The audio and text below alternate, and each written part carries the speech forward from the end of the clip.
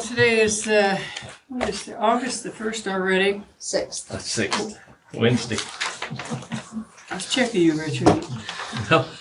I need approval for the board minutes of July 16th. I'll make a motion to approve board minutes. I'll second. All those in favor, please raise your hand.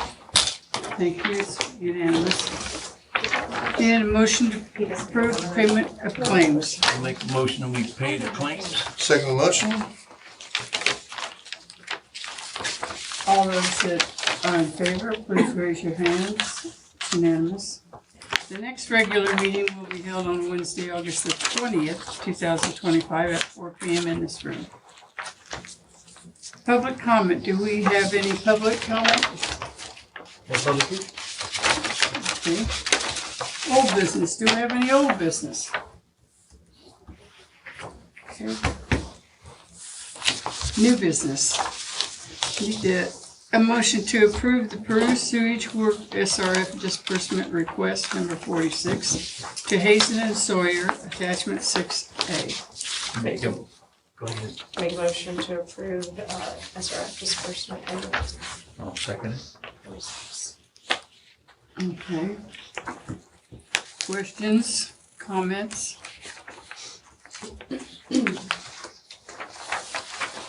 All those in favor? It's unanimous. Approve Peru sewage works SRF disbursement request number 47 to Lockmuller Group, attachment 6B. I'll make a motion to approve attachment 6B as stated. Second.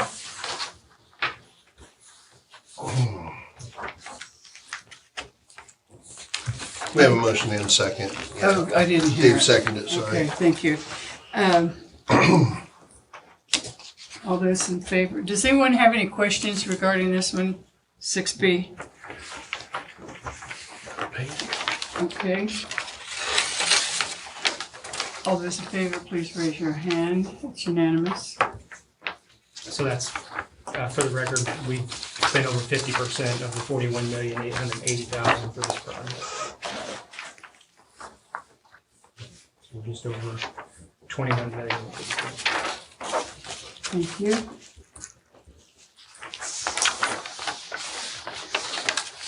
Let's see, that was for the 6B.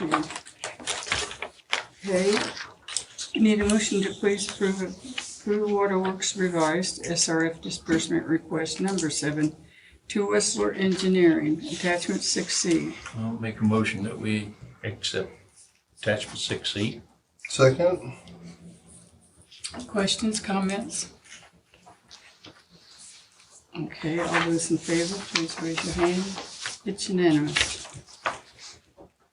Need a motion to approve the emergency power upgrade engineering attachment 6D. I'll make a motion to approve attachment 6D as stated. Second. Questions, comments? So this is for two separate things. Little background, our black start generator is increasingly costs us more and more every year in maintenance, and the original intent of that was for us to get capacity payments through IMPA for a resource, a generation resource, a peaking resource in the system, and so in essence that the generator, the cost of that generator paid for itself while the power plant was here and we were getting that. And the second reason for that was to actually start the power plant up with the generator. So we'd start one unit up and then use if the power was out for Peru, we'd start one unit up with the generator and use the parasitic load to start the second unit up to bring both units up over an 8 hour period. it's 10 times too big for the office building and the water plant. And we've had nothing but problems out of it. So Mike and Jamin have been working, trying to figure out a solution to that. And part of that is the water plant just needs its own generator. It needs to be more reliable. And the problem with that is there's not a switchgear to operate everything in the water plant because it didn't have to, because the black start generator would give power to the entire building. But the only connection we have in there now is just for, what is it for? I don't even, it's for some. Couple pumps, no, one pump in the SCADA. Yeah, it won't even operate the plant. So we have to re-engineer the switch and switch gear, and then engineer what type of voltage they need and how much load they need for that. So that's Wessler's going to do that, and that cost was $40,000.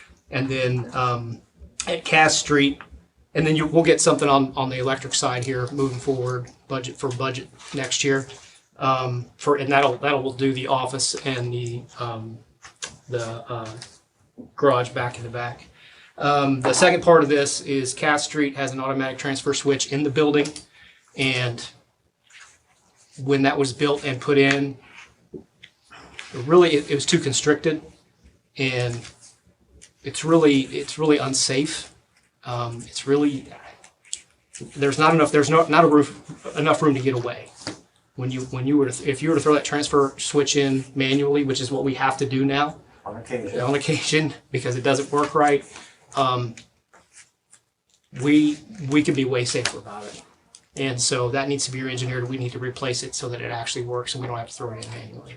And part of that is to move it outside of the building and then enclosed its own enclosure, I guess. So that's the engineering for that's an additional $10,000.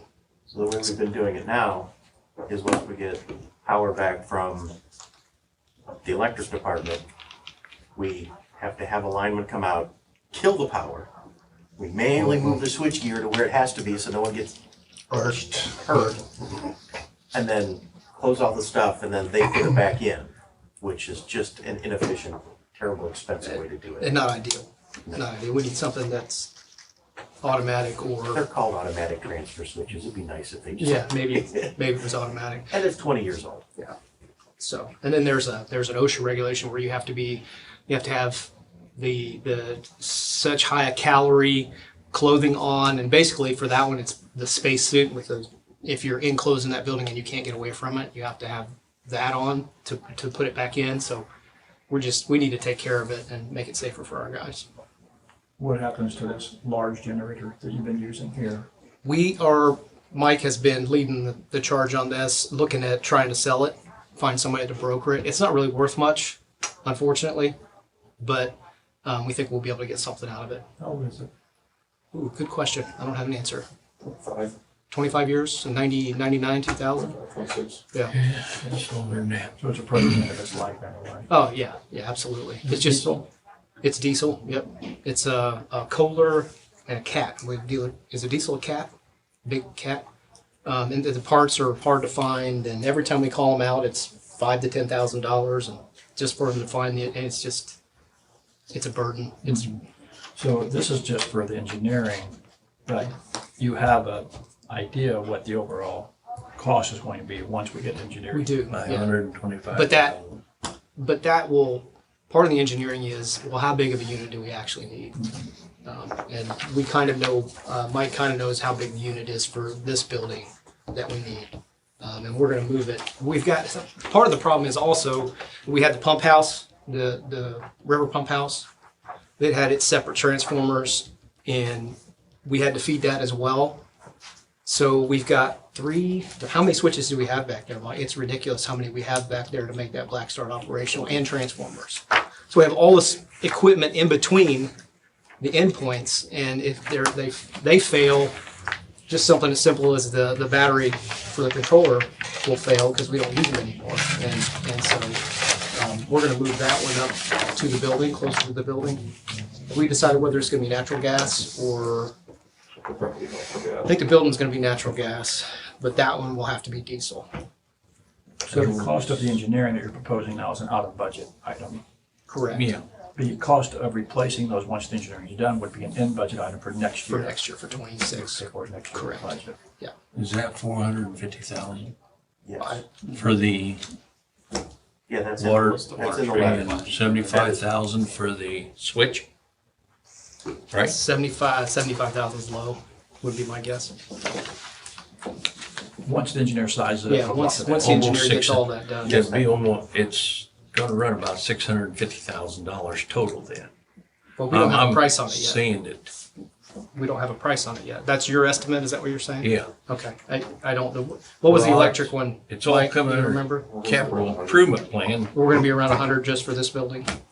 But there's some rewiring we have to do on this building as well. Before you budget next year, the engineering will be back and you already have an approximate Right. range. And then it Size. would go out to bid. We're planning on putting it out to bid towards the end of this year, so that we'll be able to order the generator and the switchgear, because they're months sometimes out. So we wanna be able to get this done next year. And with the water plant, we don't wanna go off of historical data, because what we have to plan for is, you know, Found it. in general, we only run one pump at a time over there, but what if we had to run three? So that's what we need the engineers to, okay, you got this, and this running, and you have to do a backwash, which is a 3,000 gallon a minute pump. What do you need? Yeah, and so I assume that we are anticipating the changes coming with the long-term control plan, that whatever we put in would also handle that load, right? To bring things over from across the river. Two totally different, we're talking water plant and wastewater. That might be a whole different thing. Right, that's So what- there's can be redundancy there too. It can be a generator. We have a large regenerator already over there that will service. Actually, it's too big, but it doesn't need to be replaced. That one will work. And then Cass Street also has a generator on site that it's exercised every month. Okay. And then Yeah. if there's another lift station for the long-term, there's supposed to be one, it's not supposed to be very big. If we can service it with a tow-behind generator, we probably will. We have 4 or 5 of those. And so to your point, this engineering is for budgeting for next year. So we're in the budgeting process of how we want to do things. We don't want to take a guess and that not work. We don't want it to work yet. Yeah, and Cass Street is just an upgrade, a basic upgrade.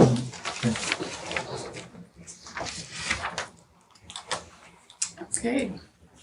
Are we ready to vote on the approval of the emergency power? Upgrade engineering fee. Okay. Please show your hands if you approve of this. It's unanimous. E, long-term control plan update. Thank you. The offer for land acquisition given to the landowner was, as we reported last meeting, was given to the owner. The owner on 7/31 stated the offer was too low and refused to counter offer or negotiate until a higher offer was made on our part. The conversation between our engineer and us was basically, well, we're not going to just keep saying, well, what about this? Well, what about this? What about this? Because I mean that's Negotiate with yourself. yeah, right. Like we'll keep going. Let's see how I can go. And that's kind of what he wanted us to do. His response to us or to our engineer, to our group is, we're perfectly willing to work towards a mutually acceptable solution, but we must be made whole, and the current offer does not accomplish that end. As we determine the highest and best use, along with the value that we create, then we can revisit the topic of a counter offer. So it's not refusing completely to negotiate. He's just saying that they want to review it more. But part of our response is, if we're not going to be able to negotiate, we're going to go straight to eminent domain condemnation of the property. So that, I don't know that he has that in his hand at this point. We need to follow up on that to give you more information. We had an appraisal done, right? Yes. Two. Yes, we have appraisals in hand, right? So what's the going rate right now? I don't have what the appraisal is in front of me. Can't Appraised remember value of what the it two was. empty Under parcels was. 36,000 for one part, and 36. We did. We talked about 36,000 for the other it. part. Last time we talked about this, I was in understanding he was going to get an appraiser to appraise it from Correct. out of town. That was his response to the engineering group, and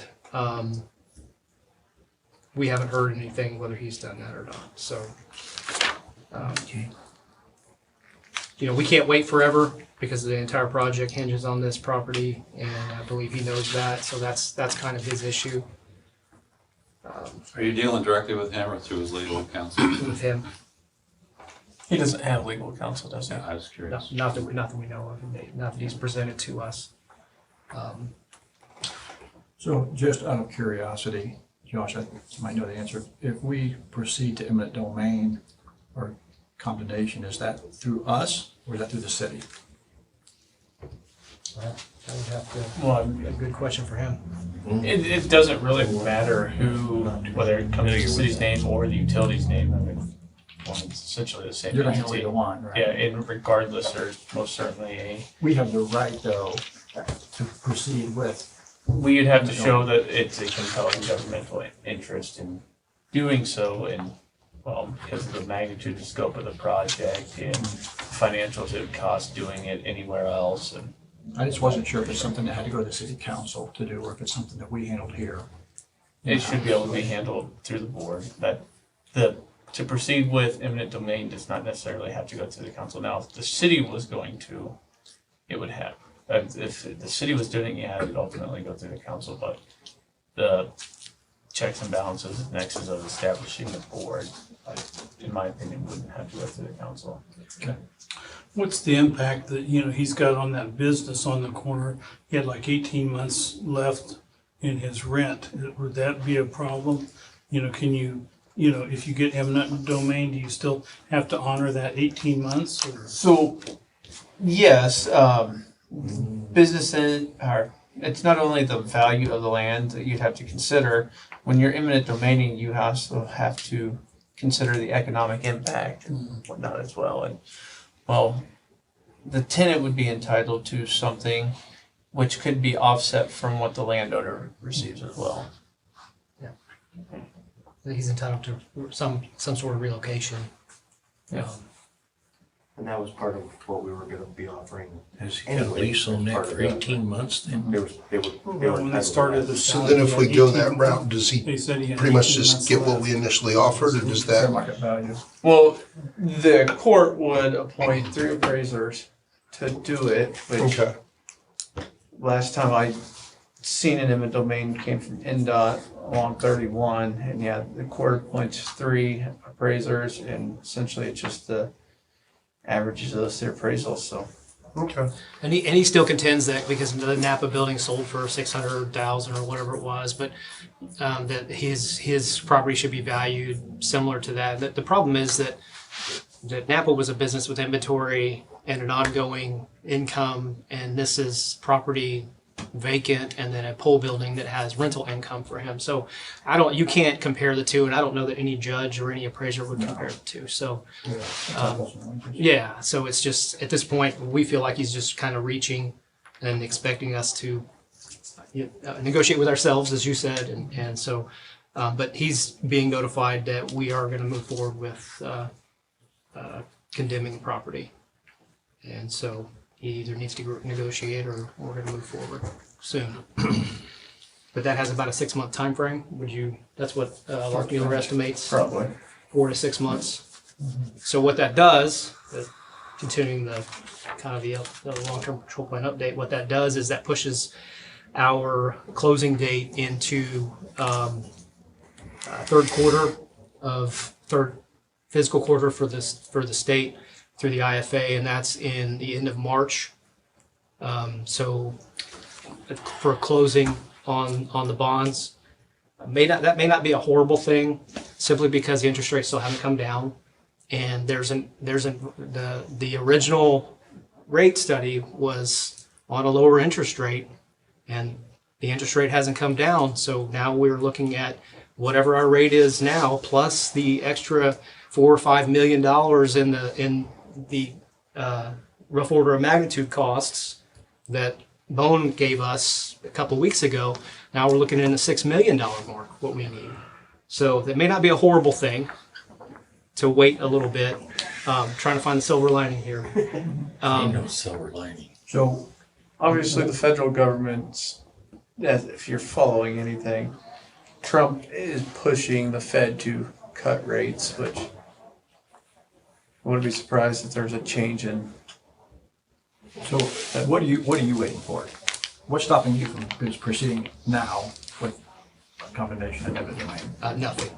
Okay, so we're ready to go. Yep. Begin the 4 or 6 month process. Yeah. Is that something you need board action on? I need the information as far as how we start, paperwork, everything, and for the next meeting for us. So you're talking 2 weeks from now before we'd meet again, right? Yeah.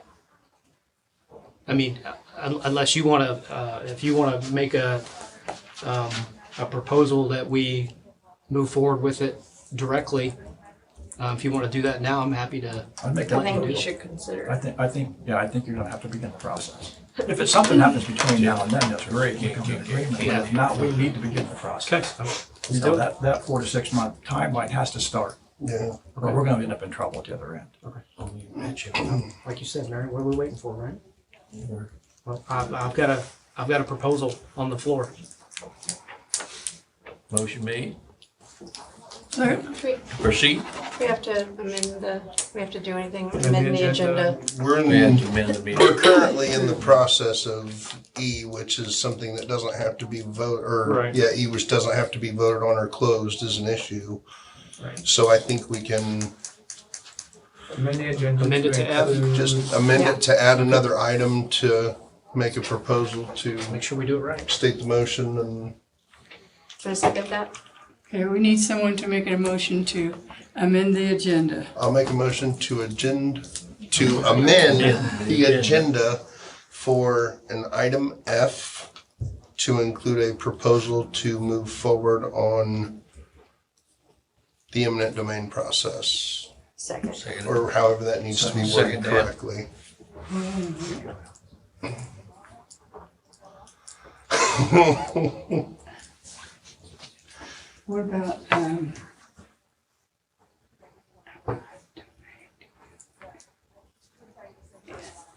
What about, do you want a name for eminent domain, against? I don't think we Those need Canal to You Street don't want do to properties. use that. Yeah, this- we don't need to be specific on that. We just, Well, it wouldn't hurt to. Well, We're but just- Give me it's some kind of also, word for description. Alice will make it specific. Yeah. we're just. to move forward with eminent domain, On the it is a the needed property good way to, yeah. On, Canal Street. Initiate when needed. And then we would vote on that, and then you would make your motion for So we that. have a second for the amend, Yes. right? We have a second for the amend, so we need Yeah. to vote on amending the agenda. Okay, So we'll vote on the amendment. We need to vote to amend the agenda.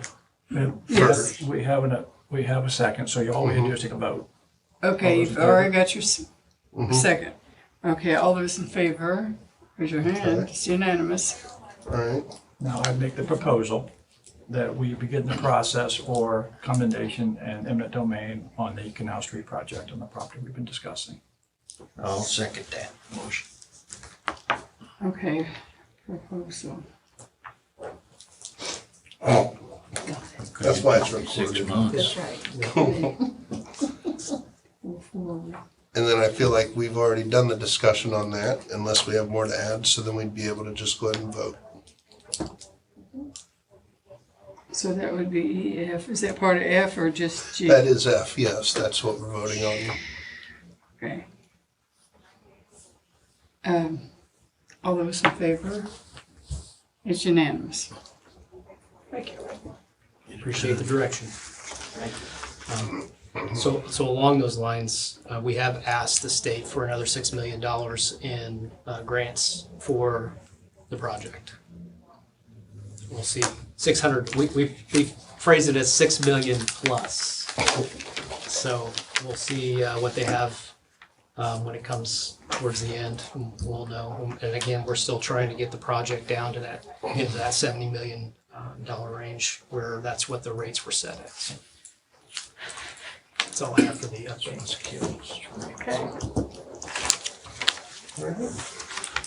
Number 7, city administration update. That would be our illustrious mayor. So, long-term control plan update is complete. That's right. Okay, thank you. Few things, splash pad opening will come very soon. If you haven't been by the new splash pad, please drive down. It looks phenomenal. We have a walkthrough and a punch list to do on the 14th of August with DNR, and then soon after that we'll announce the formal grand opening of the park. Irrigation update at the golf course. We're about halfway through the project. We are going to bring city water to the clubhouse by means of the new system. They're going to be running lines close to the clubhouse, so extending a line to the clubhouse will be easily done, and that way we won't have to rely on the well and the problems that we've had with the well for many years. City is currently in budget discussions. We've had our first round with all the department heads, so we'll proceed with that throughout the next weeks. The Peru Apartments LLC TIF agreement was approved at the City Council meeting on Monday. They will be calling this project Oakdale Flats. Peru Apartments LLC is just a corporate name that they're proceeding under. So you'll see progress on that fairly soon. Sunset Ridge up on Duke Street is scheduled to go before the council in August for reimbursement initiatives. The grade separation study is complete with American Structure Point to determine if we need an overpass or an underpass, where that would be located. I have arranged a meeting with all those involved and NDOT because one of the locations would probably be on Charlie Street, and since that is a state road, we want to make sure they are on board before we move too far forward and get any input from them that we might need to get. We are working on the finalization of the First Farmers Bank and Trust development project. We have a developer who has made a proposal for that building. We have to make the financial gap agreement for that, but it would result in a restaurant downstairs as well as the upper 2 floors would be higher end apartments.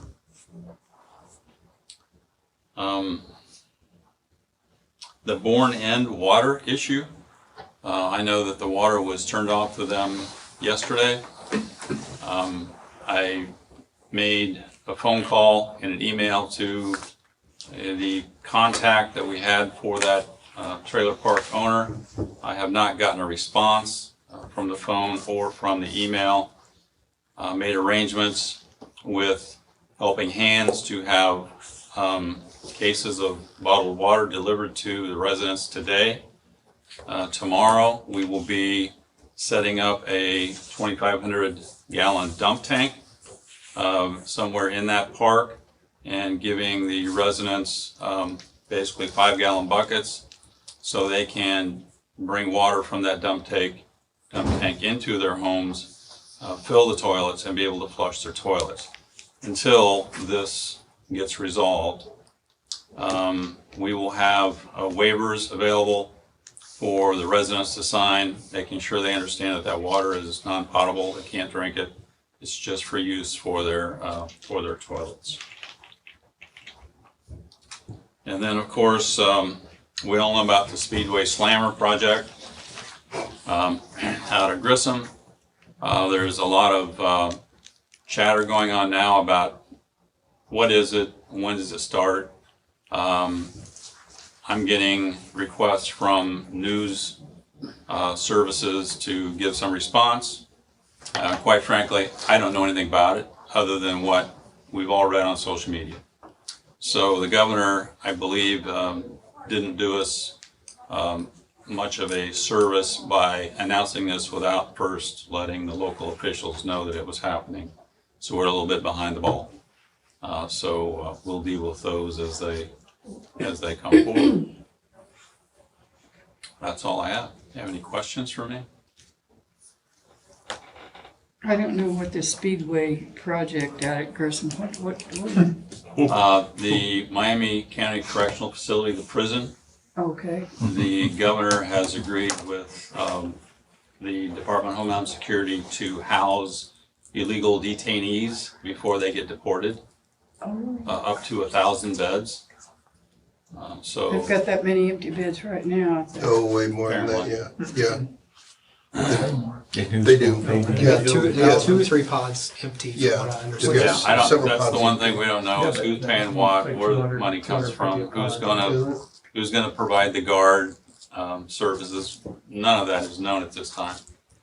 So we're just kind of, I don't want to say making it up as we go, but I'm not going to have a conversation with a news network unless I have some information that I know is correct. So It's a that's state that's agency. my position. You know what I mean? It's a state agency, and Yeah, it's outside of Peru.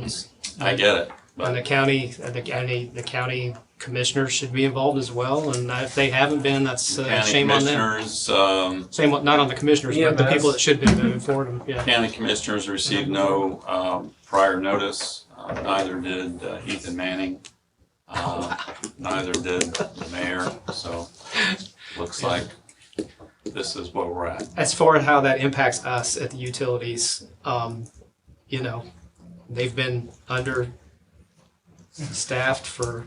since the end of 20. So, and it sounds like, if I had to guess, I would say it's not a permanent thing, but who knows? So we're built to serve that entire jail. So Okay. for us, we're good to go. And that's why I reached out to you. Yeah. I didn't know if some of that system had been turned off or separated. If it's something we needed to, Peru Utilities needed to get back online. No, because the potential was always there. You know what I mean? Now it'll change how they operate a little bit because they've kind of adjusted that low flow on the wastewater side. And how the water plant operates and fills, probably they'll have to fill more and make sure that tower is full, more full, Okay. and remains full. But we're built for that. So We've been being told since they reduced the population there that they were coming back. So we've been operating for the past 5 years under the assumption that the prisoners were coming back. Right, the issue has been the state's had a hard enough time keeping the people, staff they have, let alone finding additional to house. So, and now you're talking federal money. So who knows? You know, it could be federal employees and not. From what I've heard, it's a completely separate company that will be running all of that. It will not be the staff that is currently there. It's completely separate.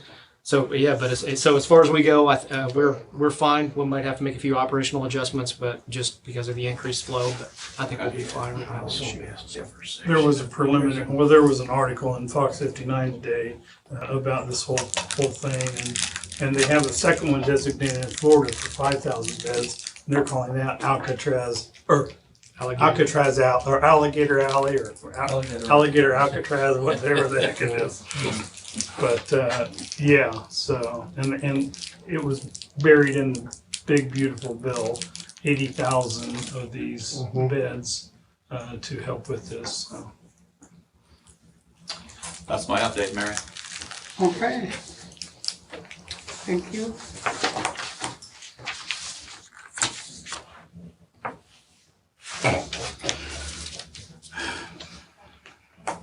Her turn.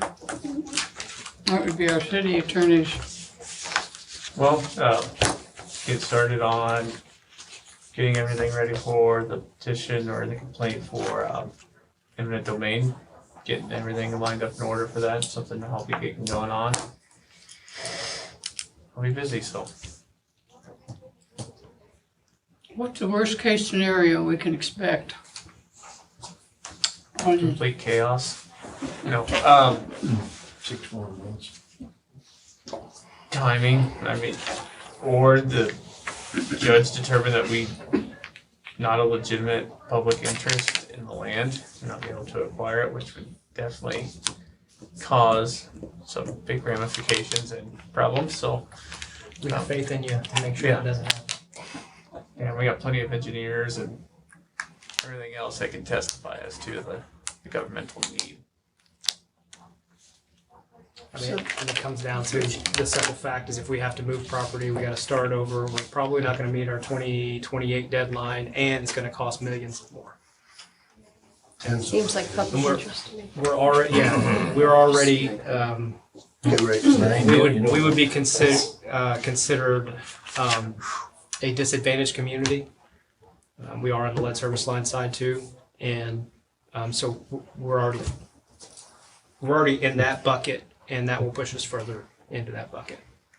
So that's our defense in a nutshell, and I don't know how we lose that.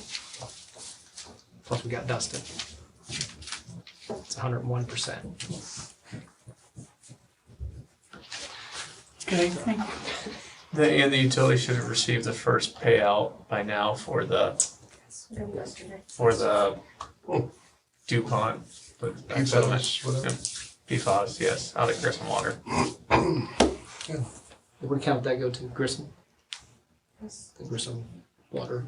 Yes, has to, Gotcha. because it can only come out. Stuff can only be charged, you know. Okay, looks like number 9, managers report. Thank you. So at a near future meeting, this is part of our budgeting process, and we will be proposing creating a new position, a locator's position for the electric department. Currently, we have a contract with USIC who does all of the electric locating. For water, they do water and wastewater. They do in-house locating on their side. They have a full-time dedicated employee to locate lines, water and wastewater lines, and stormwater lines, obviously. On the electric side, they've used USIC for, I don't know, as long as I can remember. I couldn't even tell you. And just for 4 years ago, in 2021, the cost of that locating service was $56,870.27. That was in 2021. So it was like $4,700 a month. As of this year, we're going to hit $96,000 in locating fees, an increase of 69% in 4 years. Now we have more locates right now, and so that has a little bit to do with it, but their cost and that contract has an escalator and it keeps escalating. So on average, it's about $10,000 more a year per year over the last 4 years. For $96,000 to $98,000, that's an employee with all benefits, overtime, healthcare, retirement, for everything, clothing. That's a full-time employee. So Mike's kind of went back in and created a job description for a locator, but in a nutshell, in the wintertime, it's not necessarily a full-time job. So like Jamin's guys will go on dig crews and do maintenance and things during the winter when there isn't a lot of locating to do. So Mike, part of that job description is going to be helping the line department. So and doing inventory. We need somebody in the shop more full time that maintains inventory, and so this position will be for that as well. So we're getting a full time employee for the same cost. We're getting part time work out there doing locates.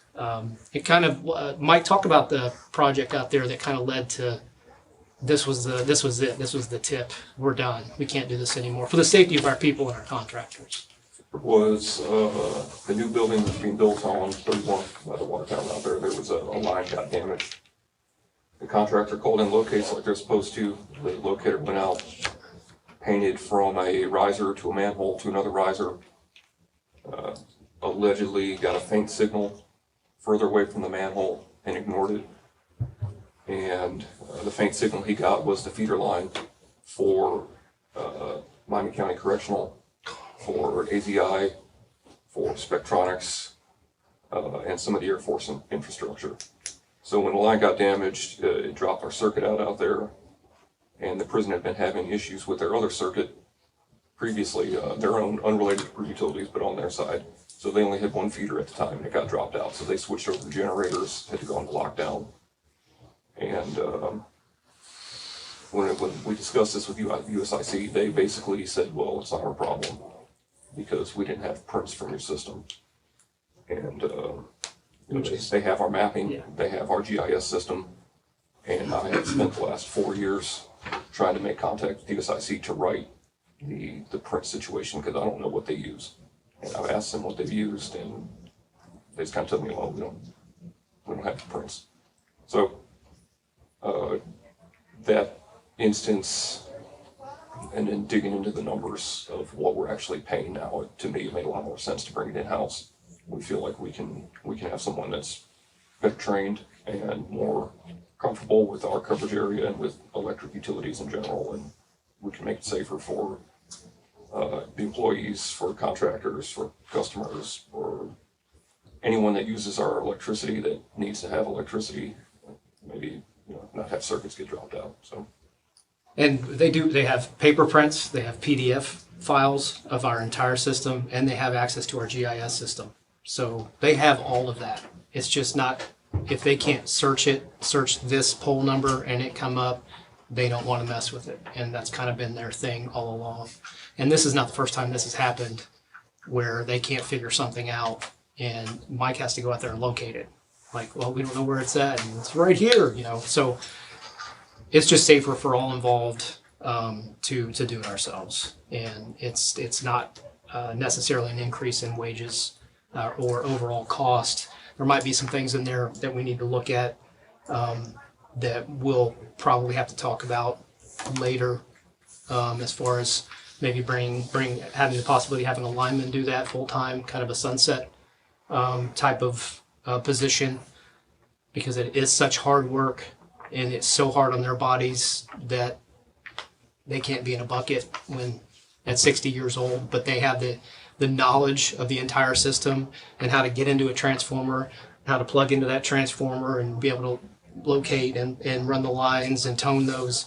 But again, I'm just trying to give you kind of a heads up. This is what we're thinking, and we've kind of stepped ahead of our skis a little bit. We've already told them we're done as of January 1st, 2026. Now we can come back. We can step back from that. There's no formal, because they were obviously like, well, we don't want to lose your business, but so any questions on that? Yes, sir. I'm assuming we already have the equipment because you guys do locates on other stuff. We would probably have some newer equipment, but we have a lot of that equipment already. Yeah. And then you said maybe get someone certified. I'm assuming that would just be whatever the certification training course cost, or? We would have to have them trained. We haven't necessarily. We have, Mike Walsh is very proficient with locating.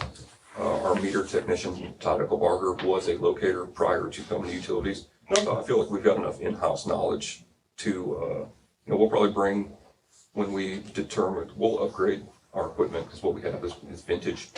So when we upgrade that, we'll probably have the manufacturer send us a rep to. Okay. And these guys know the system. Yeah. Now, if we get somebody from outside, then obviously we'll have to have somebody with them. But right. You'll probably get some applications from USIC employees. Under their contract, we cannot Can't do that. take them for 6 months. Yeah. So it would mean a new vehicle as well. Not sure on that yet. Not sure on that yet. We've reduced our vehicles. Our insurance, what was it on our insurance renewal, was 6. We reduced our vehicles by, I think, 6 over the past few years. So if we need another one, we'll do that. But yeah. Short term, there's one vehicle in the next 2 years that we plan to position that has a vehicle that would be eliminated. Yeah.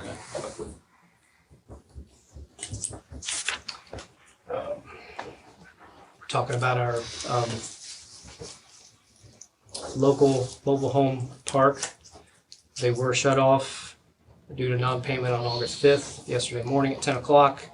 The residences were notified 2 weeks prior.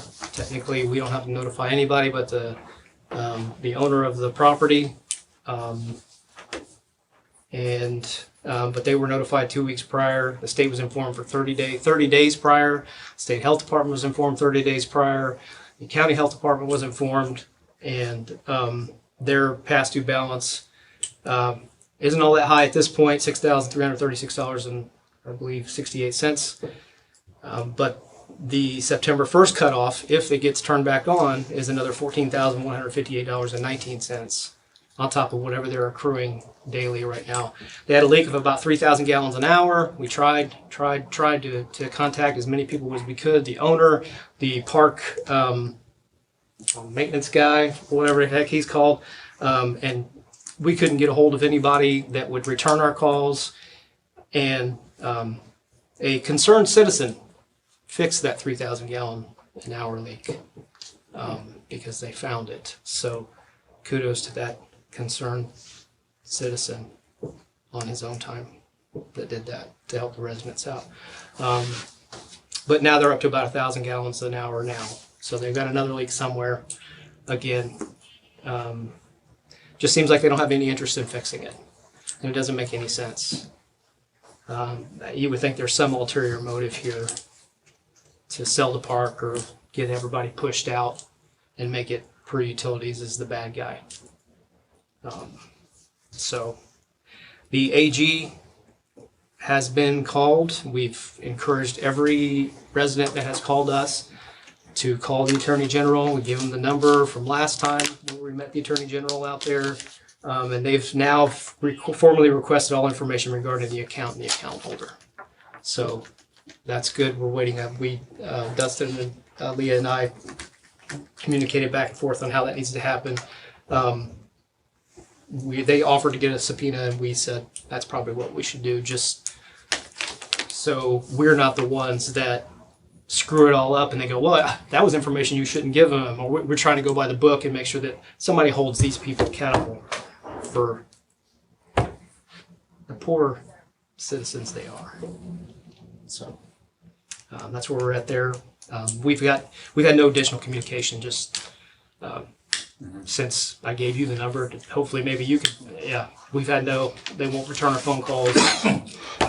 Supposedly there's a new owner. We've all been down that road, so supposedly there is a potential new owner. But I think that it was only a potential new owner until they figured out how much money they owed on the water and the taxes, so the lien that we have on the wastewater side. So, did you name what was the name of that park? Can't use the name. I'd rather not. Well, I'm giving information out on that account, and I'd rather not give the account name. Okay. Yeah. Okay. Thank you. Yeah. Josh, I thought the potential new owner put a big chunk down a few months ago. Yeah, that's gone. Yeah. Well, that was the previous, or the guy that who was the owned it, who previous was owner. selling it. Yeah, and then there was a new buyer on contract, and we got a deposit, and then we're right back where we are. Because I think it's still who owns it is still up for grabs, and unfortunately, it's 15 people, 15 families, 15 homes out there. They're the ones that are suffering. So sounds like the AG's pushing hard now, which is good. I hope they do. Met with Baker Tilly and Wesley Engineering about the lead service line financing and the mandates for the next 10 years where we have to do all the lead service lines. So we've gotten the first $5 million, and that project is moving forward. And then of course the $980,000 for the water filtration plant. But there is more. The SRF's committed more money along the same lines for the next 2 years. They feel like that they have the funding for that. So we are going to move forward to get the project an additional $5 million. We're going to try to close on in April of next year, or May. No, 14th of May is when we have to have it. We have to have the closing, we believe, somewhere around the 14th of May. And we'd be crazy to not go for another 2.5 million forgivable and 2.5 million at 0%, because it's only going to be there for another year or two. It may not be there for the second year, but they're going to try to have it available for the second year. So that would be $10 million towards the $28 million worth of lead service line replacements we estimated that we need to do.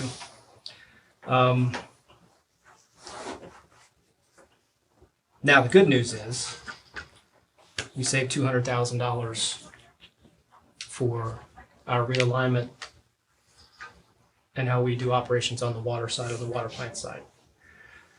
At 35 years, 0%, at $2.5 million, the cost of financing is around $70,000 to $80,000 a year. We very well could not have to go back to the council or to you to say we need a rate increase to fund this $5 million. Now, don't quote me. I mean, don't stamp that in stone. But that is just our initial figures, our initial estimation. So that's a good thing. And then quite possibly, our lease is done. Our lease payments on all the meters is complete. I believe our last payment's in 27, 6 months into 27, July of 27. That frees up another $200,000 a year. So the third round, if we can get 2.5 million at 0 and 2.5 million forgivable, we may not also have to raise rates for that as well. So we positioned ourselves really well here if this falls into place. So that's $15 million with one rate increase, the one we just did over the next. That was 2 years through 27, I think. But no further rate increases. So we're pretty fortunate with that. That's if the financing and the forgivable falls into place over the next 2 years. The caveat is we got to spend 75% of the current money by the time we close on the $5 million for the next money. So I challenge Westler to start spending some money and get us a value for our money, obviously, get us what we bid out, but start spending our money. Let's get moving on this project, because we're doing our people a disservice by missing out on this money here. So that's some good news, I think. Any questions on that? We'll keep you posted moving forward. Now we got the lull months through the winter, but we'll be moving forward with this. Matter of fact, I just got an email from Adam on that. Yeah. Anything interesting in there? I hadn't. It just flashed over too. And just for your viewing pleasure, this is out of the Indy Star on July 24th. You want to hand one? I think I got enough. This is from a Citizens Action Coalition, so I don't necessarily always agree with them. They're pretty fantastical about their claims and stuff, but it's just interesting. Yeah, it's just interesting that there's a lot of truth in this article. I shouldn't have to say that there's truth in an article, but there's a lot of truth in this article. One of the statements that kind of hits me, obviously, is on average a 17.5% increase in electric bills over the last year in Indiana. So that's in Indiana, not a national average. And one of the things is their statement of this is an ongoing trend of continuing to use ratepayers as economic development tools while inappropriately shifting all of the investment risk of running utility away from utilities themselves and their investors onto shareholders. And that comes at a cost, and the cost is starting to display itself as extraordinary rate increases. I can't argue with that statement, because the economic development that the state is pushing, while it's needed, very much needed, cost recovery is a huge issue. How do we recover the costs of billions of dollars of transmission improvements or data centers? Who pays for that? I mean, we're talking. They're looking at trying to push data centers in Indiana to be the #1 state in the United States for data centers. But who pays for those infrastructure upgrades? Who pays the taxes on that? They're talking tax abatements in perpetuity for some of these. Is what they're trying to bring these people in. And that's not. I mean, I'm not a politician. I don't have anything to do with all of that.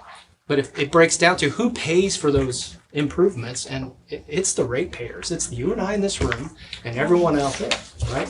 And it's not just, well, what we're doing here. It falls into the joint transmission system. So it's the entirety of the joint transmission system that has to upgrade for these larger data centers and all of this economic development. So it's just interesting to see. I mean, that's a true statement. But if you look, the real interesting one is the kind of the where do we fall in these? We fall way down below all of these numbers. Now, I would say that NIPSCO rates and the center point rate is inaccurate. They probably threw some riders in there that actually don't go to residential customers at 1,000 kilowatts. But the rest of them, we're at in the 120s for 1,000 kilowatts. So all that being said, we're fine and dandy now.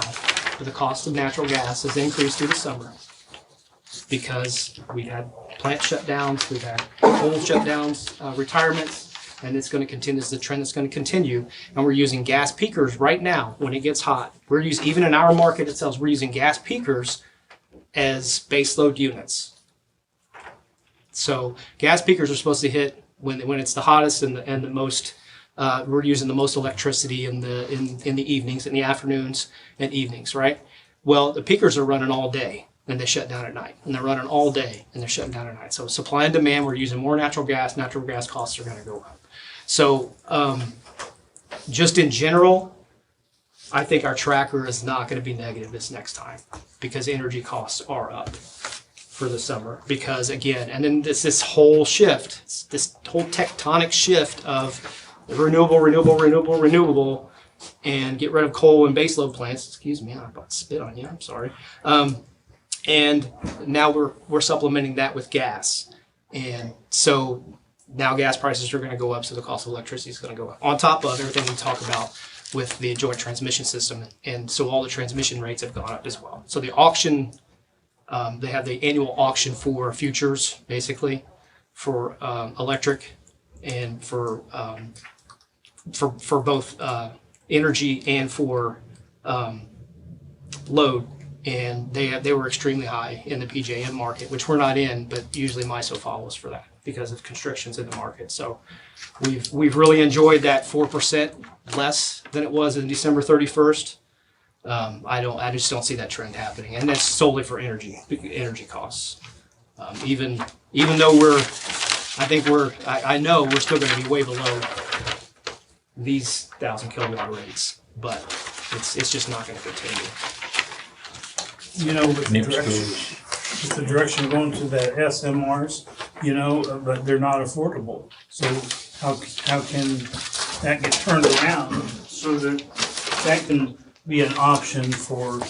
It's regulation. Regulation's a big deal on those, which I don't know. I mean, can't really get regulation for nuclear stuff. The development costs, again, it's cost recovery of the development.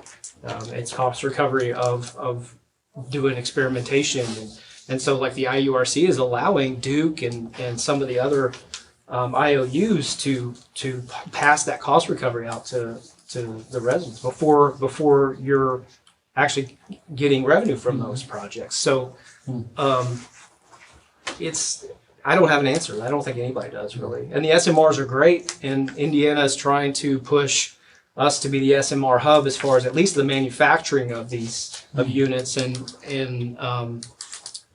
you know, that's all fine and dandy, but they're still extremely expensive. Now there's two, I believe, and I couldn't tell you where they are, that are in the design phase and have been, I think, almost fully funded.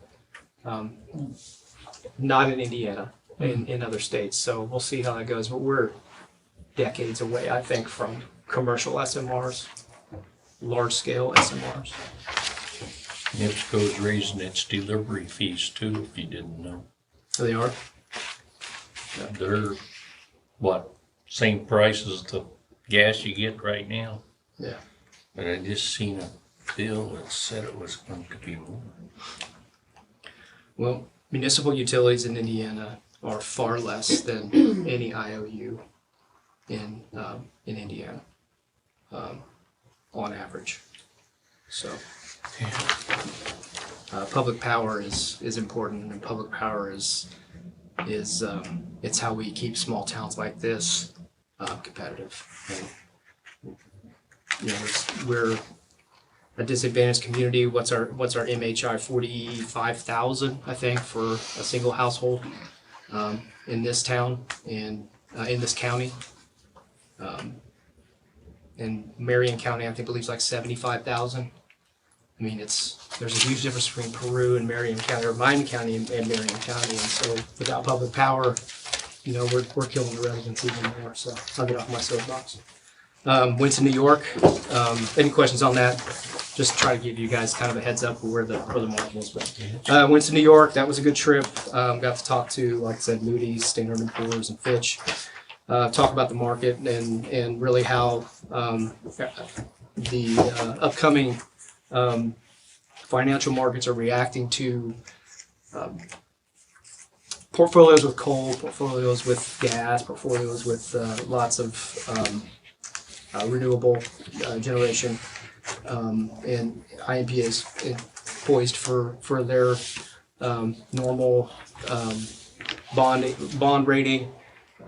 They haven't dropped off, or they're not really going to go up because they have coal in their portfolio, and they look not poorly on that, but it's not an advantage to have coal in your portfolio, even though everybody has coal in their portfolio.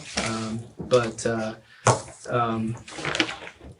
it was interesting to see they don't even have a clue as to what the future holds in the power industry and the energy industry as far as what the next big project is and what the next big technology is. And they're pretty reserved from everyone they hear about, everyone that they have to talk to, especially those going out for bonds for over the next couple of years, that no one has the answer.